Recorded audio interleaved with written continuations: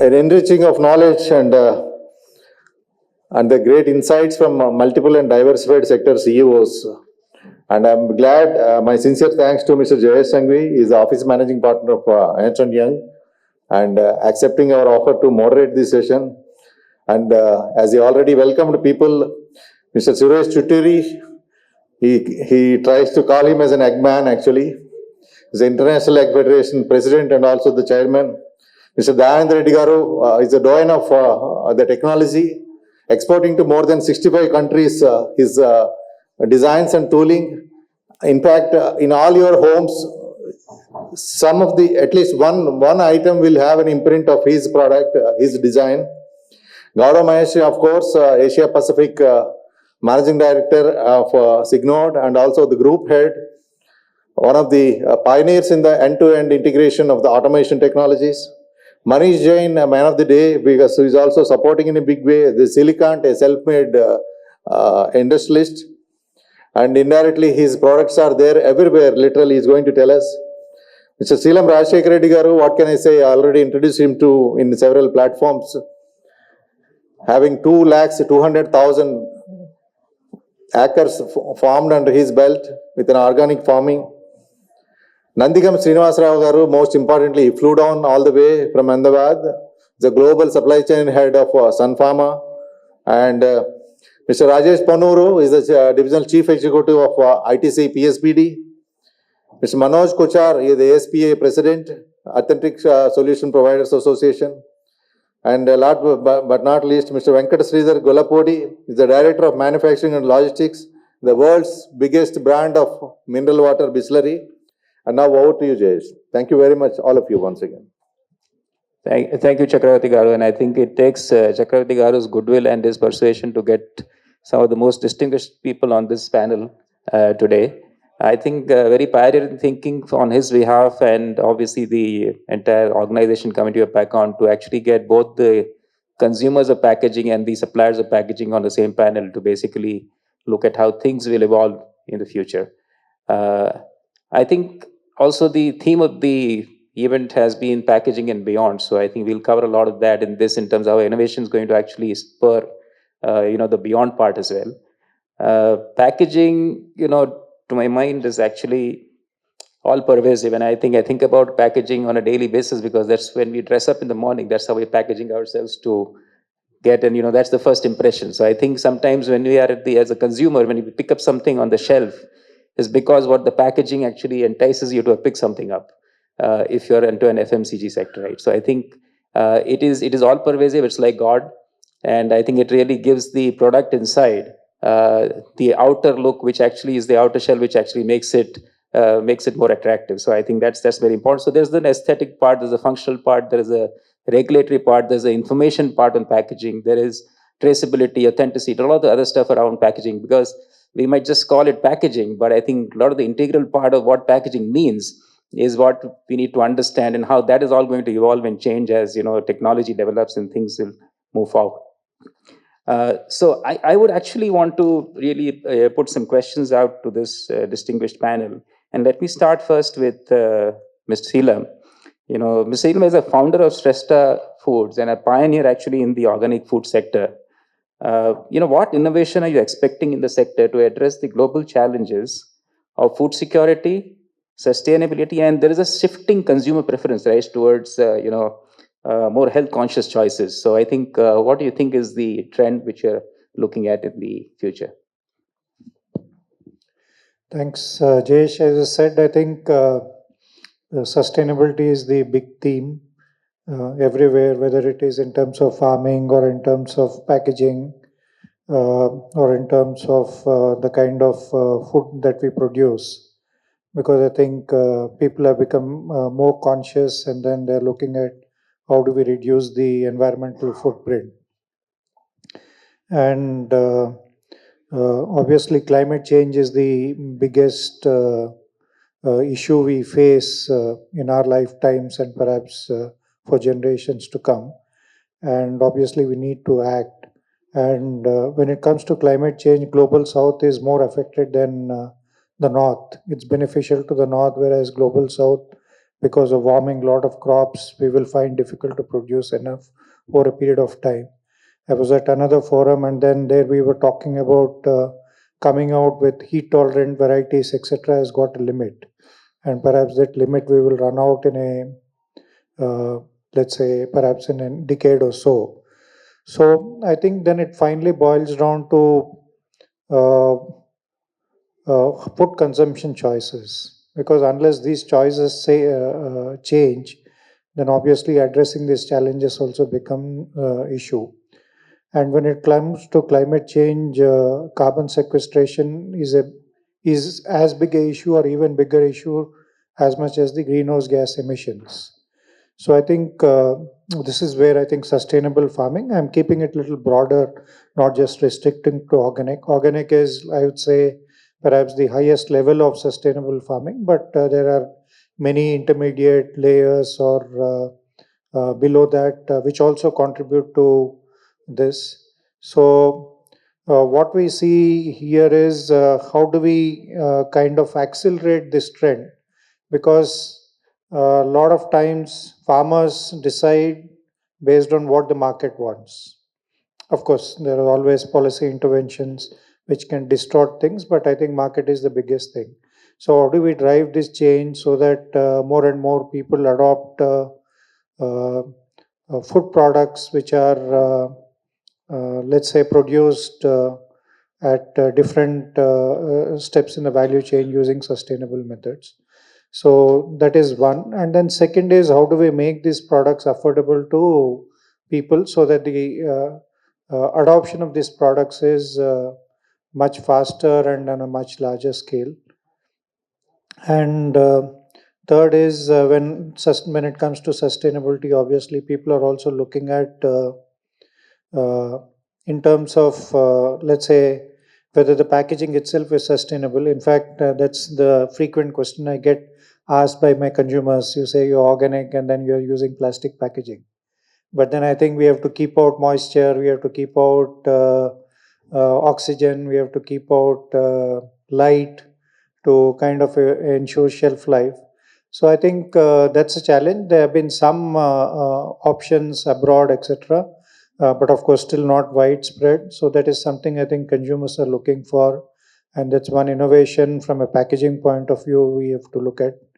And second is when we talk about one is sustainability, second is food safety, right? I think this has also become a very big issue. Even within India, I think FSSAI has become very active.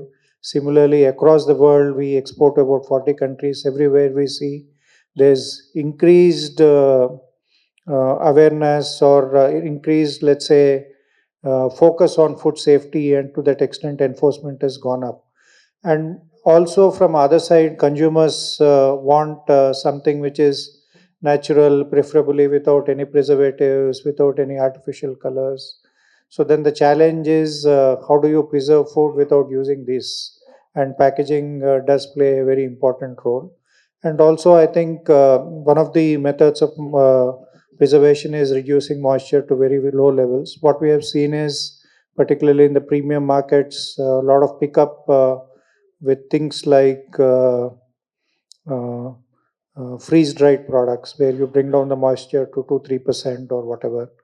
And so I think a lot of these kind of things are happening. And in the Indian market itself, you have one trend where I think people are moving from bulk to packaged products. And at the other end, people are also consuming more and more premium products.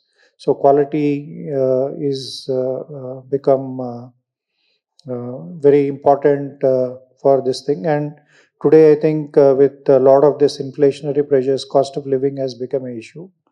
And at certain level, people are cutting down on or downgrading. At another level, people are sticking to quality stuff, but perhaps uh, sticking to, let's say, more core products rather than trying to do the peripheral thing, so that their costs are manageable. At the same time, quality doesn't come down, I guess. Thank you so much. And I think you really hit the nerve on the point of the world challenge of achieving food security in a sustainable fashion. And I think that really is going to be a big theme, which will, because there is a world which is fed and overfed, and there is a large part of the world which is still underfed. And I think if we have to get food to everybody who is underfed today, I think, the amount of food which we need to generate, and therefore carbon footprint, sustainability, all this becomes so big a big challenge.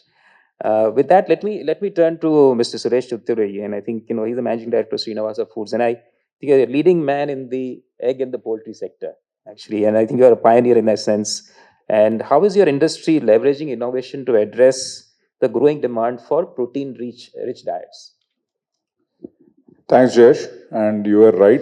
I had no choice but to be here. Chakravarti Anna doesn't give a choice. So when he says we have to be here. So anyway, so that said, I think, Jayesh, I think what most people don't realize is poultry is a very, very, very technology-driven business. We are a very metric-driven business. Many of you will be shocked at the metrics and what goes on, right? Sure, I mean, 92, I was the first one to start coding and wrote, after my engineering, nobody was giving me a job anyway. So that was what was one way to make my dad allow me to buy computers and experiment, right? But today, if you see, we have reduced resource consumption by 70% in the last 35 years. Thank you. So, just to give you a context, when I finished my MBA, joined back the business, chicken used to probably take about 2 kgs of feed for every kg of body weight. We just had a record of 1.19, which is a little rare, but then that's a leading of how the world is going, right? And I don't know, in Hyderabad, we all love chicken 65. The story was you needed a 65-day chicken. The tenderness, for that tenderness, we need to upgrade it to chicken 30 now. I don't know if anybody's going to do that. But technology drives a lot, right? And I myself am actually now doing an AI doctorate program in AI because we want to start seeing how we can use that, right? Because interaction of climate, what is the bird laying today and all that, and how do we keep adjusting what we do and all that, because again, one other in the last 10 years, Jayesh, the input costs have almost gone up 300 to 400%, but cost of chicken and egg has only gone up double. Wow. Because we're absorbing all that, this thing, right? So technology plays a huge role. Of course, packaging is something that's coming in. Globally it is there, but in India, right, it's something that we are now, working on, and because I think chicken and eggs are the only food products which still are not branded in India in a big way. I don't think anybody buys milk from it's all packaged now. So, but that's going to start happening now. And I think, so then we're looking at how do we help that? How do we do that? Because I think we can't do what West did. Yeah. We always have to innovate. We have to find better solutions. Actually, that's what the ITC guy sitting there, I said, why the hell are you not doing that in our business? Because carton packaging is big business in US, Europe and all that. People are doing $1 billion businesses there, and I think so these are things that are coming for sure, Jayesh. And I think technology will definitely drive us in a big way. Actually, today that's my submission is responsible AI in egg production. So I have to tonight submit that paper for my next this thing. So yeah, so that's, I think, but technology is definitely going to be, it's always been big, and I think now it's all again about how do we go forward and how do we help that small farmer maximize. So for sure, the Indian farmer, I don't think anybody in the world can claim does better than an Indian poultry farmer. Mm-hmm. You can't claim that in almost any other field. Wow. In poultry, right? Or sorry, talk about dairy where, an Israeli is talking about 14,000 liters per animal and we are talking about 2,000, yeah, right? Whereas in eggs, I can guarantee you there are few farmers in the world who do better than Indian farmers. But our problem is our input costs are 60% higher than US or Brazil because of the minimum support price and all that, right? But in spite of that, now if you see the demand for our eggs is like crazy, but we don't have enough to supply outside. Because any little bit हम बाहर भेजेंगे तो फिर India में crazy prices हो जाएंगे. So that's the problem. But Bangladesh wants 4 crore eggs a day now. Singapore wants 1 crore of eggs a day now. So they're all desperate. They want Indian eggs because in spite of them getting cheaper feed, they're not able to compete against us. Yeah. Sorry, long answer. No, thank you so much. And I think it's always, I think we should thank Chakravarti Garu to have forced you to come here, because we wouldn't have otherwise heard this wisdom. And I think most interesting is that how you actually got the feed ratio to the meat ratio. I think that's just outstanding. I think that's true innovation, right? That's true innovation on ground, bringing things really to bore. And I think the other point about increase in input costs 4 times, and you actually still maintain the output cost only going up twice. That's amazing. I think really embedding technology into your processes. Thank you so much, Mr. Chitturi. Let me turn to Mr. Dayanand Reddy Garu. I think he is at Vasanta. You're very close to the evolution of packaging in the FMCG sector, right? And I think how is your organization driving innovation to meet evolving demands for sustainability, for efficiency, cost-effective packaging solutions, and what trends and challenges do you foresee going forward in the sector?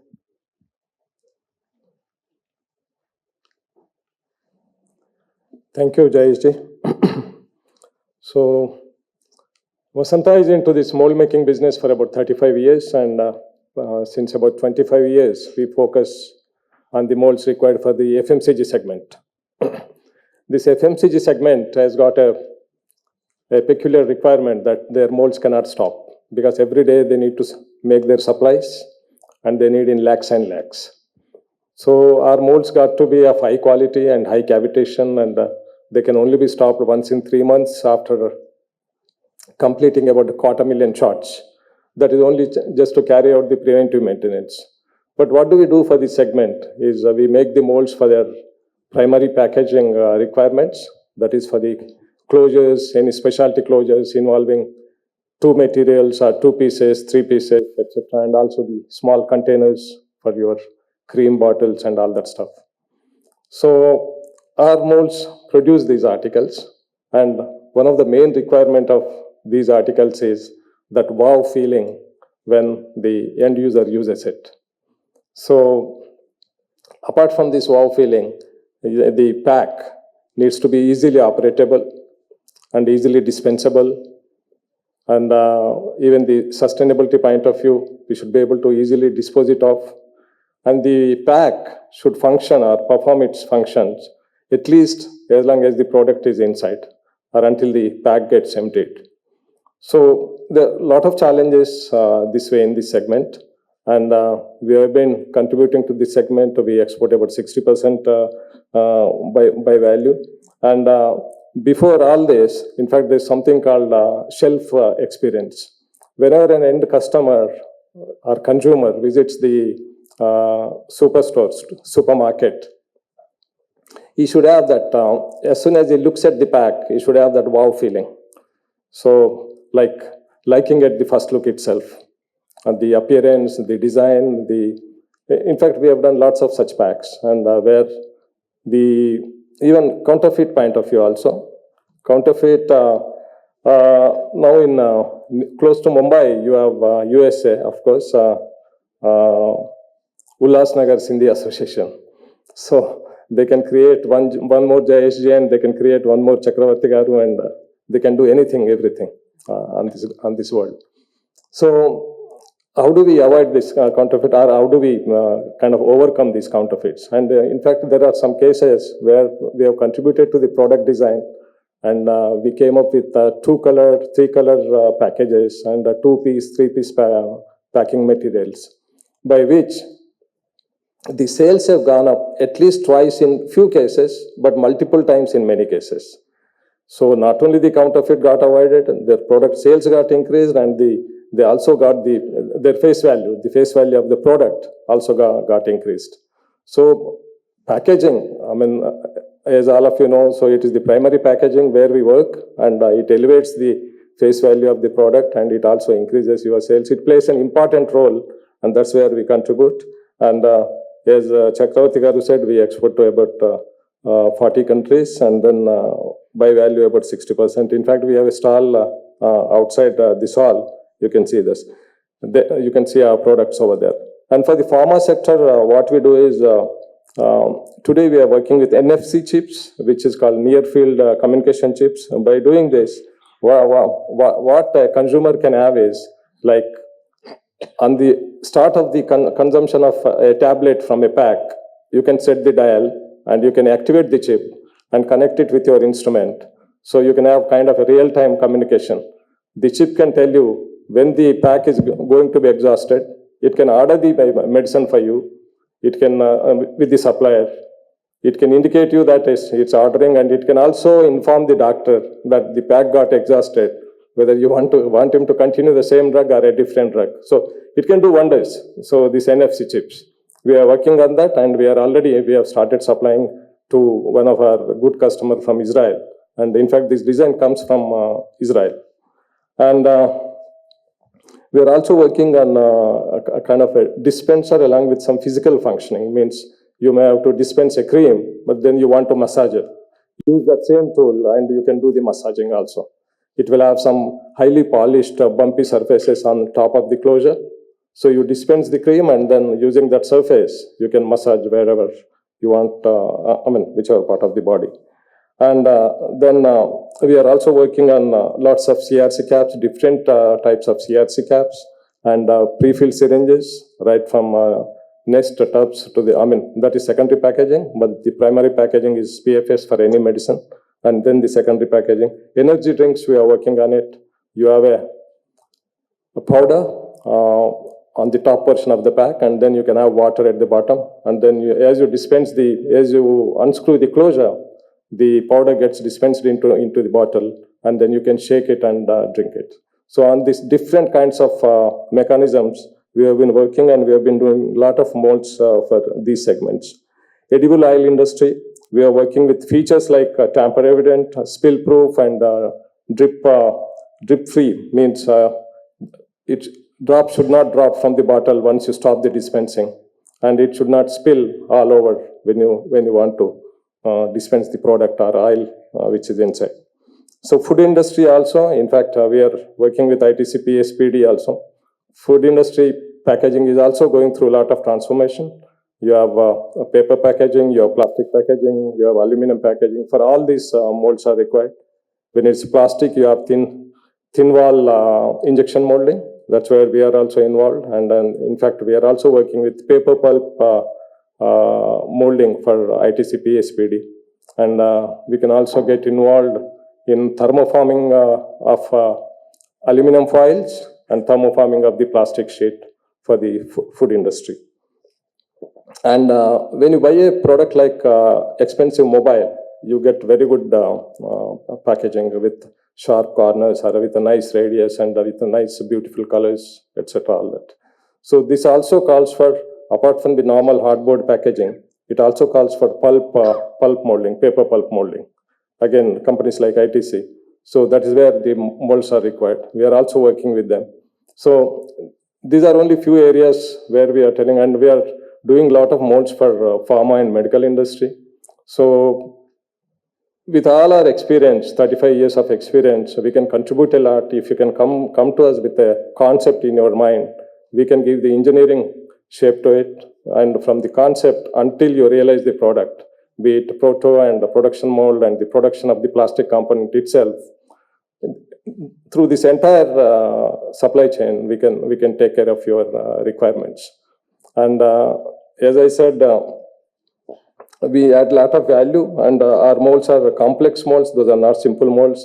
Sometimes molds weigh about 8 to 10 tons also. And then I was just telling Mr. Anil Garu, so molds produce at about 8 seconds, 32 components with bicolor, complex shapes, and 2-colored, 3-colored, etc.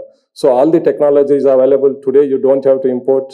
And in fact, in our segment, FMCG segment, we have stopped the imports.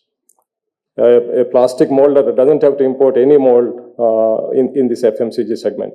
And whatever exports we are doing, they are also high value and high technology molds, which we export to high-end customers all over the world. Thanks for giving me this opportunity, Jayesh ji. Thank you. Thank you so much. And I think that's a significant spectrum that you work in. I think from the love at first sight FMCG packaging to the most intelligent packaging in pharma, where I think, it just almost tells you like a doctor that, you almost run out of medicines. I think that's really integrating, the classic engineering into high precision stuff. So I think thank you so much for that insight, Mr. Reddy. Let me quickly turn to you, Mr. Jain. I think at Silicon, you have been innovating with desiccant chemistry with applications across sectors, right? Particularly food and pharma. What further product innovation and applications you see in your area of work to keep the products protected from obviously moisture, oxidation, other obviously more atmospheric pollutants, which are actually now becoming more in vogue, right? And particularly in more important cities that threaten an environment. And obviously, how do you therefore increase the shelf life of the product itself and the efficacy? Hello everyone. So first of all, I want to introduce myself. When I started this journey of Silicant, I was known as a Silica Jalwala. To the journey from Silica Jalwala to the active packaging solution took a lot of efforts in which innovation plays a very important role. Apart from manufacturing the traditional desiccants, I always focused on the problem what the industry is facing. And now the time has came that we have innovation is the one part and we cannot avoid the sustainability. Giving a shelf life in the packaging industry with the sustainable product is quite challenging. So our team is closely working and actively working with sustainable active packaging solution like activated carbon, and there we see a lot of potential in that product. It is not only sustainable, natural, because it is made of coconut shell, and it is also highly potential in the active packaging solution. Definitely, it is not a desiccant like a regular, it will not absorb moisture, but it plays a vital role to absorb odor as well as the oxygen absorber, which is majorly look like it's iron based. Activated carbon is also playing a very vital role in that. There are a lot of other results which we are getting. So recently last year we launched Frexil, which is totally made of activated carbon. Some of my industry friends have found in a stability result that it has also given a good result to control nitrosamine. Now, going further, my more and more focus is towards the robotic system of the production, because in today's time, getting labor and maintaining the numbers of labors is not an easy task. Also, the minimum intervention of the human we will do on the production side, the outcome will be more better. So keeping that thing in also mind, we are working on that part also. So, and yes, one more point I want to add, like our team is also working to make the primary packaging material itself as an active primary packaging material. By right now, whatever the products are available in that sector, either they are not effective technology wise or some result oriented so much, or the cost wise. So keeping both the things in the mind, we are coming up with some of the innovative product down the time. So that's it. Now regarding pollution, I'm sorry, I don't have a particular answer that desiccant or active packaging solution can play any role in that, but definitely reduction of quantum of active packaging can reduce the order. Thank you, sir.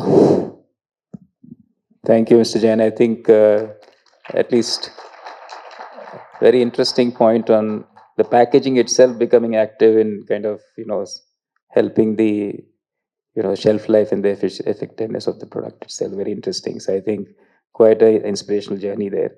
Let me now turn to Mr. Srinivas Rao as the global head and, supply chain and of Sun Pharma. How is innovation transforming the pharma industry? And obviously, I know in pharma industry, OTIFs are so important, and so many other things, right? There's an inward supply chain challenge, there's an outward challenge, and there are obviously regulatory complexities with your whole business, and the supply chain disruptions. How do you plan to make with innovation all of this potentially affordable and accessible? No, I think it's a it's a very good question. In fact, one of our dignitaries already mentioned that we are at roughly, let's say, about $60 billion industry, 30 billion exports and 30 billion within the country, pharmacy for the world, etc., etc. But innovation will play an extremely important role for pharma industry to up the game in the value chain. Because if we start continuing to manufacture the same backward engineered products, it will not help anybody. And the product might be the same, and packaging in turn can play an extremely important role for innovation. I'll give you a very simple example. In the Western world, there is something called as compounding centers, where, let's say, oncology drugs are compounded, and compounding centers are pretty expensive. Just to give you an example, I mean, I'll go back. Maybe I'll take another 30 seconds to explain the value chain. While we might make $30 billion, we sell, let's say, atorvastatin, a bottle of pills for, let's say, $1. The person who's actually wearing the white coat and dispensing that bottle gets $6 for actually dispensing that bottle. Yeah, the manufacturer is getting $1, the person is getting $6 to dispense. So that's the kind of value addition which is there. So why am I actually getting to that example is because in compounding centers, compounding is very expensive, more expensive than $6. So what we have done in Sun Pharma, we have a product of 505(b)(2), which actually does pre-compounded material in pre-filled bags. Yeah, and this is a very, it's only a packaging innovation, you might think, but in the regulated markets for these kinds of things, it requires a lot of work and help. And people like Cecil can play extremely Silicon, sorry, can play a very important role. And I heard him say that, in some of the packagings, nitrosamines actually been controlled. Fantastic stuff. Other opportunity which I see for the industry to grow, where I can actually talk about packaging innovation playing a very important role, maybe Mr. Dayanand Reddy can also play his own part of role, is that a lot of you would have heard of this drug, the wonder drug called Wegovy and Ozempic. I don't know how many of you have not heard, but if you have not heard, you should go and talk to your children and the next generation. They would know of that. Yeah. So these are all injectables, and in pharmaceutical, in injectables especially, the cost of packaging is more than the cost of raw materials. Okay. Packaging plays an extremely important role. In drugs like, pre-filled syringes and pens and these things, the cost of packaging can be actually 3, 4, 5 times of the drug itself. And this is a very, nascent stage at this point in time. The drug has not been launched, but we are going to be reliant upon most of the packaging being imported. If we can actually develop a supply chain of developing these packaging components within the country, it will be of great help, not just for the industry, but also for the end consumer, because the pricing can then be made so much more easily affordable and available for such an expensive drug. So these are two very simple examples where packaging plays an extremely important role to be able to make it even more affordable for the Western world and also for us. These are two simple examples I can think of. Thank you so much, sir. And I think the complexity of packaging and the integral part which packaging plays in pharma industry is not, lost on anybody. Particularly I think when you deal with active stuff, right? That's even more challenging. Where you have temperature control, you have packaging, and a very important point which you raise is sometimes the product itself is hardly anything versus the packaging and the entire logistics around it takes like the life of it. Absolutely. In fact, I have another example which I am reminded of that, oral liquids used to be all in glass bottles and then they moved into plastic bottles. Dettol Antiseptic Liquid, the previous company which I used to work for, was in glass bottles, and it's a story for some other day. I actually played a very key role in terms of converting that into plastic bottles because, a lot of consumers would complain that, my 500 ml bottle breaks down, it creates more nuisance and so on and so forth. So we worked very hard. The commercial people wanted a fully transparent bottle, PET bottle would not work, and so on and so forth. So there's a lot of innovation which goes into drugs, storage, manufacturing, because, it's as you rightly said, there's a lot of active interaction which can happen. One area where I think I'll leave a thought, for the people is we haven't still seen injection vials getting converted into plastics. And I am not a hardcore pharma guy. I actually worked for 25 years in consumer industry, moved into pharma. But I can tell you, I can bet on it that, in 10 years from now, you will see a lot of vials which will come in plastics. Yeah, because a lot of people think that glass is the holy cow, but it's not, honestly speaking. Yeah, thank you so much. Thank you so much. And I think it's very interesting. Another very large consumer industry of packaging actually has given tremendous insights here. Thank you for that, sir. Let me now quickly turn to Mr. Rajesh Ponuru. Mr. Ponuru, your role as the CEO of ITC's PSPD means that you are viewing innovation in packaging and particularly paper packaging from the most advantageous position, right? And you've been in this for as many years as I can think of. What demands and requirements of the industry will drive innovation in packaging, and particularly how would you see the confluence of diverse technologies providing solutions to the market? Thanks, Yash. First of all, thanks a lot for this opportunity, not just for me, for ITC, PSPD as a whole, and ITC as a whole, right? What I will do is first start with explaining what ITC PSPD is, because I'll be using it subsequently in my arguments, right? So a lot of people are confused with various divisions in ITC, right? We have one division, especially in this space, which is what we call as paperboards and specialty papers division. And we have another division called packaging and printing business division, right? A lot of people are confused between the two. So normally what I tell people to kind of make it clear is whatever PSPD does is white in color, right? Whatever PPB does is colorful, right? That's the easiest way to kind of understand, right? So I come from a division which sells everything that is white, right? So I will use this subsequently because I'll use a phrase which probably sums up what's happening, right? If I ask you what is the color of sustainability, what do you say? White. White. What is the color of sustainability? Green. That's what everybody would say. The color of sustainability for packaging seems to be brown. Right? So, what one big mega trend, right, which will weave further into the story, which is happening is that probably what will happen, this whole thing, how I explain PSPD will change in some time. So, I'll have to tell that whatever comes out in white and brown is from PSPD, whatever is more colorful is from PPB, right? So that's what probably how it would move, right? Now, coming back to your question, right? You asked about what are the trends and how these trends kind of are being enabled by the technology, right? I would say a part of what are the trends also are kind of driven by technology. A lot of things which could have happened 20, 30 years might not have happened, largely because technology was not available at that point of time, right? So first I'll get into trends, as cliched as it might sound, because you might ask the same question, what are the trends in automobile industry, right? There also the first answer is going to be sustainability, right? EV, so on and so forth. You can ask this question in any industry. I think that's what will come out. Sustainability is a key trend, right? Of course, here also it is a key trend. In fact, a lot of, I've been into the packaging field for only about 2 years right now, right? Before this, I was in the FMCG industry for most of my career.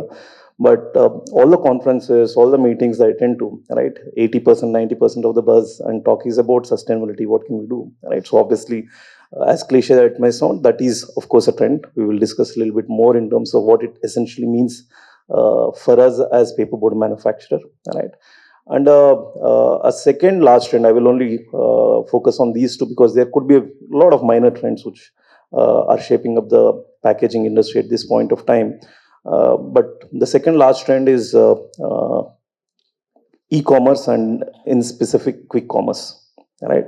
A lot of you, I've seen, because now almost my home is moved to 100% quick commerce, right?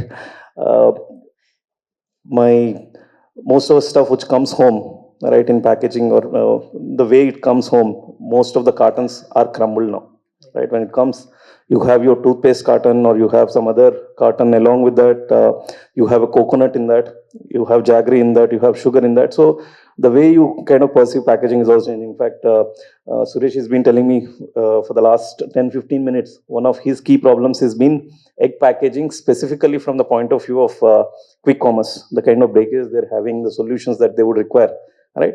So these are the two large megatrends probably which would shape packaging industry and which would also mean a lot for what we are doing in the paperboard packaging industry, right? So first, coming to sustainability, there are two aspects to the whole sustainability piece as we see, right? One aspect of sustainability is about waste management, right? And the second aspect of the sustainability is carbon footprint and the concerns around carbon footprint, right? So each of these affect us in very different ways. The solutions are very different. And somewhere there is also confluence between both these solutions, right? Now, when I go to waste management, largely what we are seeing, our consumers and our customers, right, are looking at it in three different ways. This is driven, one, by what consumer perceives, right? And second, by regulation. A lot of regulation is playing a lot of role in this whole thing, right? First is obviously, how can I avoid plastic? Second is, can I reduce plastic, right, if I can't avoid? And third is, along with reducing the plastic, can I use recycled content in the plastic, right? These are the three large themes which are evolving, right? Now, when I go to the first one with respect to how do I avoid plastic, right? All of us know there is a single-use plastic ban which has been in work for quite some time. Compliance might not be 100%, but we have seen a substantial change in the habits and what is happening in that particular space. Now, what's happened because of that is a lot of paper-based packaging, of course, has come to the fore. You'll see mostly paper cups, right? You'll see paper-based trays, you'll see paper-based bowls. A lot of these things are coming, and obviously it has impacted us as an industry. And a lot of work which is happening in the space of, in terms of even in the past when there were all these paper cups and paper-based trays, there was always a PE lamination on top of it, right? So the question is, can you avoid this PE lamination at this point of time? So this is another requirement largely which is coming. This is the space which has been evolving in terms of how do I convert many of the plastic-based solutions. It's coming from FMCG. Gift packs, you would see many of the other large packs where there would be plastic trays, foam trays. In electronics industry, there are plastic trays once you open a box. So a lot of this conversion is happening at this point of time into plastic to paperboard. So that's one trend which is happening. And we'll talk about the technology which is also helping this particular trend. And when it comes to reducing plastic, of course, there's a lot of lightweighting which is happening. In general, lot of lightweighting which is happening in terms of packaging itself, right? Can you give more strength? Can you give more stiffness? Where I can use more or less substance. So that's another thing which is happening both in plastic as well as paperboard. And the third thing is on recycled content, right?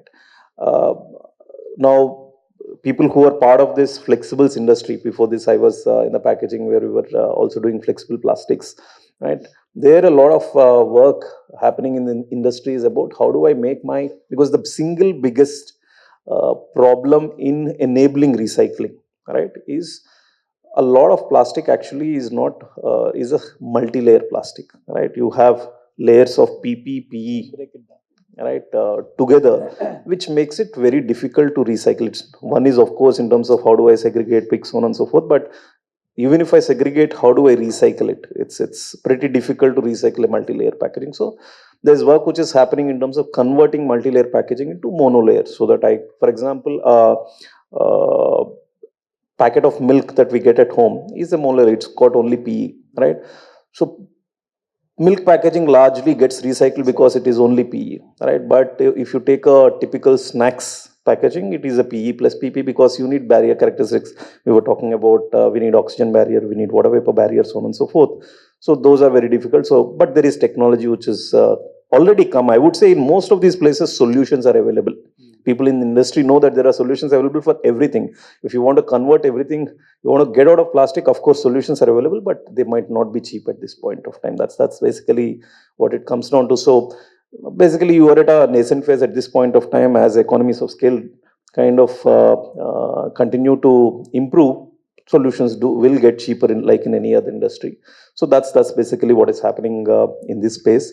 And as far as we are concerned, we are working towards each of these, right, in various divisions. In our division, the whole thrust is in terms of how do we provide solutions for substitution of plastic based packaging and plastic based products. Directly right in front of us, the whole philo series is basically how do I substitute plastic based single use and in fact on the other sides we have ice cream packaging, so on and so forth. Wherever there is PE layer which is put, how do I remove the PE layer? By use of coatings, right? So the biggest technology enabler as to why it is, let's say, made possible in this decade and why it was not possible in the past is the whole development which has happened in material science, the whole development which has happened in the coating space, right? So now we can use coatings to kind of, that's the technology which is enabling. And another technology which is coming up is, which we are working on is even these coatings right now of multiple substances, we put PLAs, PBS, various other things together to do these coatings. How can you use paper itself to do these coatings which give me all the barrier properties to a board like a plastic, right? So there is a lot of work which is happening on nanofiber, nanomaterials, right, which can make the paper provide the kind of water resistance and the grease resistance which is normally required for it to work like, let's say, plastic. The other part on carbon footprint is, of course, a lot of work which is happening to make your, as ITC, we provide in terms of 60% of energy right now is renewable energy, right? And we are moving towards, in the next decade, we would be moving to about 75 to 80%, right? And we're proud to say that we have the lowest carbon footprint as far as paperboard is concerned. But the biggest myth probably we'll have to burst over here is that normally everybody thinks if it is a paper, right, then should be carbon intensive because you're cutting trees, there is deforestation happening. So hence there is a lot of carbon footprint. The truth is that it's no more the case. Actually, it helps. The more paper that you consume, right, the more carbon you are sequestering because it's no more, you are not cutting forests to make paper anymore, right? India is 100% on all agroforestry, right? Cultivation of eucalyptus or subabul, which are used for making paper, is essentially a 4-year cycle. So every time you cut and then grow one more tree, you're actually sequestering carbon from the, in fact, we take carbon credits from there, right? So it's actually a carbon positive whole thing. So it's actually not something that has carbon footprint. Carbon footprint is in subsequent processing of that whole thing. So that myth has to be kind of busted. A lot of people still feel it's a carbon intensive because you're doing deforestation. Actually, you're doing afforestation by consuming more paper, right? And how do you make this whole supply chain less carbon intensive? Coming to quick commerce, of course, a lot of work in quick commerce, which is slowly starting, is you have to make your packaging designed for taking care of quick commerce because it's going to be handled much more harshly than what it was being handled in the past. So a lot of work in that direction in terms of how do you make boards stiffer than what they were, how do you design packaging which can take care of this kind of a harshness. So that's a other direction in which work is happening. Thank you so much. That's very interesting. And how paper is actually kind of coming in to replace a lot of the stuff which you've seen. And I think technology and scale will probably lead to unit economics working out for the industry to actually adopt paper. I had one simple question. When Starbucks started, apparently they were importing the cup stocks. Does it still happen? I'm proud to say that it is 100% ITC board. Excellent. Thank you. Thank you. I wanted to hear that. Thank you so much. Let me turn to Mr. Kochar here. I think at Holoflex you have been closely seen the evolution of authentication solutions to fight counterfeiting of products over the last 3 decades. How has this industry evolved, and what is the importance of authentication and traceability solutions? And what are the innovations in this area with a globalized business and more global integrated supply chains? Thank you, Jayesh. Extremely grateful to be here. Thank you, CII and the team that's setting it all up. Mr. AVPS, thank you for having me here. Before I really get into the question, I think a quick appreciation to Mr. Reddy here, who spoke about the anti-counterfeiting and authentication measures that his company has undertaken very successfully. Whereas in some cases the customers reported a manifold, multi-growth in the top line. So that's a great example of what authentication technology can do for a business. At Holoflex, we started way back almost 33 years ago as a hologram producer. So the hologram technology, when it came about in late 1980s, was seen as a potent weapon to fight counterfeit. But you know what? It's only recently that we've been talking about counterfeit incidents, particularly in the last 15, 20 years. Everybody's worried about the counterfeit and the harm it does. We all know the counterfeiter robs the consumer of the value that he's paying for. It takes away government revenue. It takes market share of the legitimate brand. But then this is not something that has been happening only in the last 20 years. The first actively reported incident of counterfeiting happened way back in 200 to 300 BC. Okay, a famous author, William Dalrymple, who most of us may have heard of, in his book called The Golden Gate, he's actually mentioned that in those times, 200 and 300 BC, there were counterfeit of Roman brass lamps and intaglio, which was being done in our very own Tamil Nadu and Kerala. Okay, so that's how old the problem of counterfeiting is, and thankfully we have a written reference to that. Nothing to be proud of. We all understand that, but I'm just citing a case in point as to how long the counterfeiting has been around.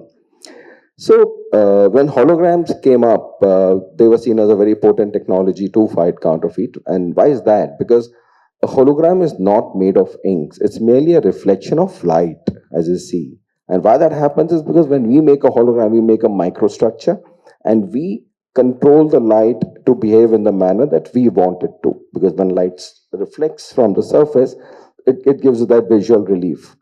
This is why a hologram, because there are no inks, you cannot photocopy a hologram, because once you photocopy a hologram, all you see is a grayscale kind of image. You cannot photograph a hologram for the similar reason. So this is how holograms became a very powerful tool when the technology evolved in early 1990s, I would say. And holograms evolved into OVDs, which is optically variable image devices, and so on and so forth. But the real growth of the holographic or the authentication technology came by virtue of the ability of this technology to merge itself with various other technologies. We talk about flexible packaging. We've all seen holographic flexible packaging. We talk about rigid packaging. We talk about plastic cards, banknotes, passports. You're able to integrate the hologram with just about any other material and make it truly, more secure, as I would say. So that's how the technology grew. When it came about, it was seen as something very magical. The color shifting, the multiple images visible from different angles and stuff like that. So yes, but over the years it has evolved into a different level altogether. It lends itself very easily to integration with other technologies. And we now also have, besides the hologram, we have secure designing. So there are security designing softwares in place, which you can use to create some very compelling, visually attractive designs and exactly the stuff that you want the visitor, the consumer to be attracted by when he is at a retail store. So you are able to then build up the glitz of the hologram, the visual appeal of the hologram, coupled with the security that the hologram offers and the integration with other technologies such as security printing, security ink, security design, tamper-evident seals. So a lot of work has happened in that direction. So all this is on a physical security front. Now we also have the digital security, which is now in place. We are all aware of several QR codes that one sees on medicines. Of course, the government of India has mandated that the top 300 brands in the country, pharmaceutical brands in the country, will have a QR code, which will help consumer for the traceability of the same. So the digital part of it, which includes barcodes, QR codes, you have RFID, NFCs, all these enable the digital aspect and more focus on the traceability of the package or where it came from. The hologram and the other technologies look at the authentication. So the two of them together is a phygital, as we call it, solution where you have a physical element in terms of the physical security features, and you have the digital element which is taken care of by the digital. I think Mr. Ranjan also made a reference earlier today, the special secretary. He was talking about the digital transformation that India can bring about, and we all know how Hyderabad is contributing a lot to that. So, that's quite a phenomenal development that's happening. A lot of such providers are there in India, which will help you craft a good digital solution, and you can back it up with a physical solution. And there you have a phygital solution, which is truly very, very potent. So that's on the physical and the phygital side. And further down, the innovations in the industry are taking this to another level. So now the holography technology, I'll not call it holography anymore. It's more like a microstructure or a nanostructure now. Because holograms were a microstructure, but now the technology is going towards nanostructures where some very special performance films are being designed on the basic principle of holography technology.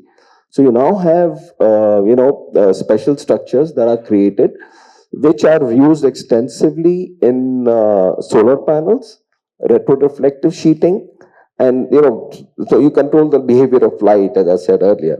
So this is now entering into a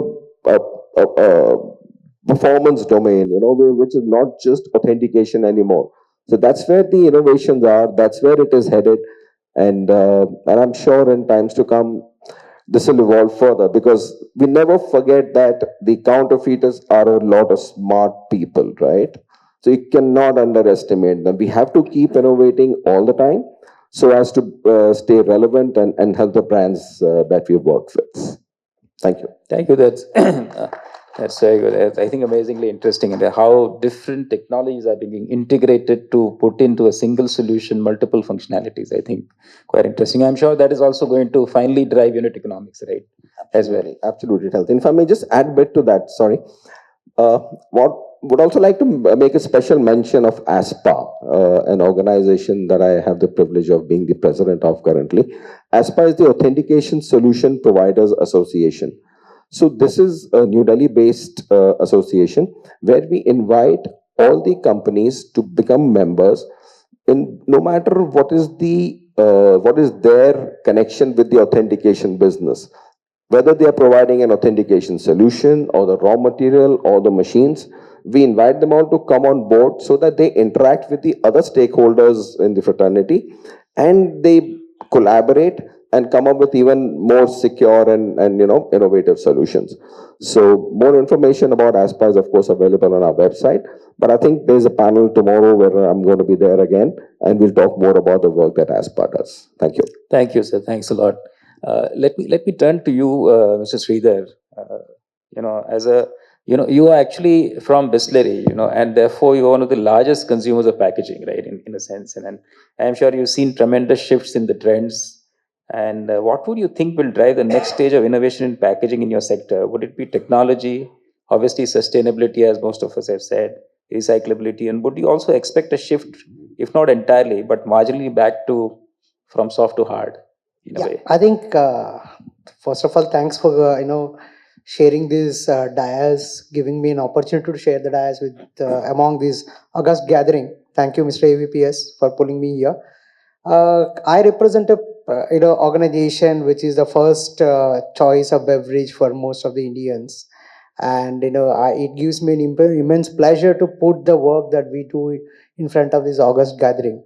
So while many other companies embark their journey of sustainability, and sustainability has become the key pillar for ensuring the financial viability of their organization, it is now more a compulsion from a government. It's now become a key enabler for financial viability of an organization. The way I would envision like that. So I know almost all the companies are following this 3R strategy: reduce, reuse, and recycle. We had gone and defined another R called reinvent. So how do we make sure that whatever waste we generate, how can we make as a reinvent technology to use it for a productive use for the larger humankind. So just to give putting a number to that thought, we have 40% of our business today is on reuse model, right? We have a packaging format which will be reused multiple times, which will reduce or eliminate the carbon footprint. 40% of our business, and the rest 60% of our business, we extensively focus on reducing what inputs that go into, and hence we could sustain the value, and without increasing the prices, we could offer the value transformation to the consumers, and hence over a decade we have not taken any changes in our prices. So that's how we are doing it. So to give a number, 30% of our inputs optimization happens almost every year. So in terms of that goes in terms of lightweighting, one of our speakers have said, and continues to be on. And the lightweighting, we use technology like the technology of FEA, finite element analysis, where we understand without disturbing the stability of the package offering, how can we eliminate certain amount of inputs that are going into our current packages, right? We use the technology of FEA to in terms of designing, optimizing a little bit on base, a little bit on neck or a shoulder, whatever package that we are offering. At the same time, we also utilize technology for density optimization, like TOPS. TOPS is a tool that we use in terms of how do we configure while a simple example on a single pallet. These tools give us 10 to 15 iterations in terms of how can you stack the products. Similarly, when I were to choose what is the next packaging, I can choose 10 to 15 offerings, and then I can look at, hey, what goes into that, inputs into that package, how my backward integration model works. Is it going to, create a big dent onto our, suppliers, which are my partners in my growth of business? So we also look at it. So using technology and using this thing, we develop our packages for density optimization.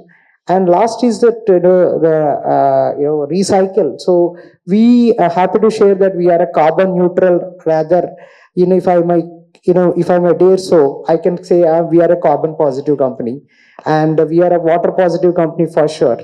And I would like to talk about the last element of reinvent. So we use our recycled plastic to put up a meaningful product like a benches. So we have a comprehensive program called Bottle for Change within our company, where through Bottle for Change we drive all our umbrella initiatives in terms of water positivity, carbon positivity, and as well as reinventing the productive use of our plastic. So we created benches, okay, the work benches where the people can stay using the plastics. You could see it in whether you go into Ayodhya, which is a pilgrim place, or whether you go to Goa for your vacation, you would find our benches which are in green in color. Of course, one of the speakers said that recycling has no color, but we choose to go for with green, okay, as a brand. So, and whether you go to eco-sensitive areas like a Ranthambore forest, or if you go to Ladakh, you would find these benches, and across entire 18 archaeological sites, we have placed and we have adopted those sites. Government of India keeps on, encouraging us to participate, to, promote the reinvent model into their particular areas. And we work extensively with, various other governments in terms of educating the children. So we promoted this reinvent model and taken into a different level by creating an awareness program where, how responsible we can be in terms of, managing the waste, and, how can we contribute towards the uplifting the overall economy for the country. Because every waste and all our materials are 100% recyclable, and it has a productive use, and it has a cost if they can, protect that material. So that's the awareness we use it. In summing it up, we use technology extensively to maximize the density, whether it is trucks, whether it is our pallets, whether it is on warehouses, or designing the packages, so that we optimize continually the inputs that goes into designing our packages, and we continuously deliver a best carbon footprint. And very happy to share, we are on our journey to become one of the companies leading the green revolution by getting into green power. In a shorter period of time, we would be almost 40% of our energies we will be taking from green power. So summing it up, multitude of initiatives which are in place to create a better tomorrow. All starts with what goes as an input in an innovative way using technology. That's the way I could sum it. Right. I think that's a that's a great journey. I think you're already carbon neutral or maybe carbon positive. So I think that's that's very encouraging to hear. Last but not least, I think Gaurav Maheshwari needs no introduction. Signode, I think, is a pioneer and innovator in industrial packaging solutions. What is the next frontier, Mr. Gaurav, that Signode would be looking at as a global opportunity and challenge to conquer in packaging, actually? Thanks, Jesh, for asking such a nice question. Before that, let me kind of take a minute to compliment Mr. Chakravarti and CII for putting up this show. And thanks for inviting me. Little bit about Signode. I mean, most of people know us as a packaging company, but let me tell you, we do a lot of work in industrial automation, which is end of the line automation, which is conveying, weighing, putting up the warehousing system and handling. We do a lot of work in that. And to put things in context and to make it a little more interactive, let me ask all of you the question what Jayesh has asked. And geopolitics is a very important piece, how it impacts the economy of any country and how the global economy is shaping up with this change of guards in US. And you hear the Trump every day, some interesting tweet comes, which is my morning entertainment, by the way. How many of you feel that this is the change and Trump coming is good for us in India? Raise hands. Quite interesting, 50-50. So as an organization, we had a lot of debate, discussion on this, and the view we are taking is especially for India, and it is a lot of good going to happen. And that's my personal view as well. First, I would say if the manufacturing comes in the US, they would need a lot more new machines, lot more inputs, and especially with this China plus one, which could take off a bit. I don't think that much, except the Vietnam was the only country which has got the benefit. India, very little impact, no matter whatever we talk about, the several things, the government initiatives and all, but if you look at the global data, I don't think we have got much benefit. So, but this next wave, which I would say is certainly not going to help China much, certainly not going to help Vietnam much, which was more of a round stripping which was happening through Vietnam. So I think we have a chance to do a lot as far as global trade is concerned. But are we prepared? Still, I think a lot more to do, especially in terms of our infrastructure, logistics, skill. But suppose all that is sorted, so I think there is a lot for us to gain as a country and for us also as a company. I think we are looking at export as a big frontier which would help us. That is one. Specific to the packaging piece, this is a very unique industry where we innovate to reduce our business. Because from a user side, they're always looking at reduced packaging. And to be honest, nobody wants to pay for it in terms of the innovation, whether you want to reduce a carbon footprint, more sustainable packaging, all that is fine. But who's going to pay for it? So industry itself has to keep renovating itself in terms of figuring out how do you reduce packaging, how do you reduce carbon footprint, and also at the same time reduce cost. So on that front as well, especially in the Europe, while it is not in a good shape, but most evolved in terms of sustainability theme. So we are doing a lot of work. How do we reduce the multi-layer plastic packaging? And how do we reduce the carbon footprint? And they're ready to pay for it. So that's another thing which we are looking at big times. But overall, I would say that to put a short summary, I think things are looking good. And we are doing a lot of capacity building to take care of the future because we expect that the demand would go up both domestically and globally. So that's my short answer. I hope. Thank you. Thanks a lot, Gaurav. I think thanks. I want to personally thank, and obviously on behalf of Chakravarti Garu, who actually was pivotal in actually getting this August panel here. I'm sure you derived a lot of insights from each one of you. I felt personally quite inadequate trying to get the best out of each of you, but I think just because what you are, all of you have done justice to the topic and also to the discussion here. Personally, thank each one of you to have made the time out of your busy schedule, and thanks, and hopefully we'll interact again, and obviously with all the people here. Anything else, Chakravarti Garu, you wanted to add?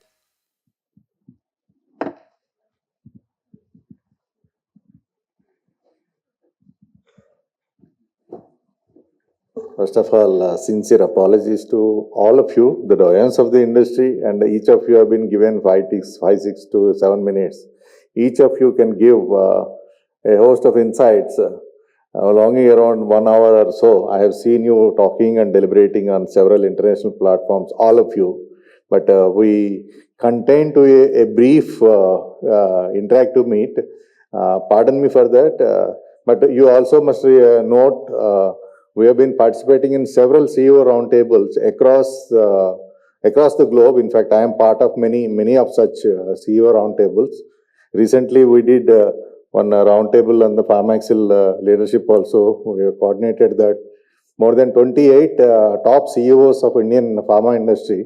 We are all together, and time was 75 minutes, I think. And none other than the Commerce Secretary of Government of India also was hosting that. We all, Mr. Rajban and myself were coordinating that. So this has become a trend also. The idea is to bring the doyens of the industry together on a single platform, and not that they give a host of insights, half an hour or so to everybody, but they also give an opportunity to network among each other. All of you may not be meeting at a place every time, because you guys are CEOs of diversified industries. Each of you are self-made persons. For example, Manish, I don't want to name, even Suresh, I'm so fond of him, how he came up and how he's transformed his industry also. Each one of you, for that matter, have really excelled in your respective industries and become role models for all of us. And it's really befitting to see all of you on one platform, not just listening to you of that 5-10 minutes of your insights, but each of that is golden jewels, and the pearls of wisdom have been flown from all of you, as my audience, August audience, agree to that, because all of you gave that crisp energy, crisp insights, and how you came up, you tried to narrate and summarize within that short period, 5-6 minutes. Each of you gave your knowledge, experience, case histories, whatnot. I think it is becoming a book, as I requested Jayesh already. This is already recorded live, and we'll generate a book out of it, mentioning each captain's experiences, and we may take a little bit more inputs also from them. And we'll publish a book also on the CEO roundtable of this edition. This will become a landmark for this signature edition of the CAI-TG Packcon. And we are going to continue this in a bigger and better format, and try to understand the paucity of the time also. Each of you with the folded hands, my request, please don't mind for putting you in a little spot and asking you to confine yourself to a brief time. And My sincere thanks once again to Jayesh Sangvi, managing partner of Ernst & Young, for so effectively moderating this wonderful CEO roundtable under this flag. And give a big round of applause to all my CEOs on the table. And with that, a small token of appreciation. I think CIA doesn't normally give mementos, but we have the picture frames set on it. Daniel, we can have that. Huh? Yeah. And maybe we can rise for a group picture. And immediately after this, my dear audience, we have a very crisp and energetic food processing technology session, brief, only 30 minutes before the lunch. I know it is getting delayed, but it will be moderated by none other than the doyen of this industry, Mr. Neelam Rajshekar Reddy Garu. Please hold and wait for that session also as well.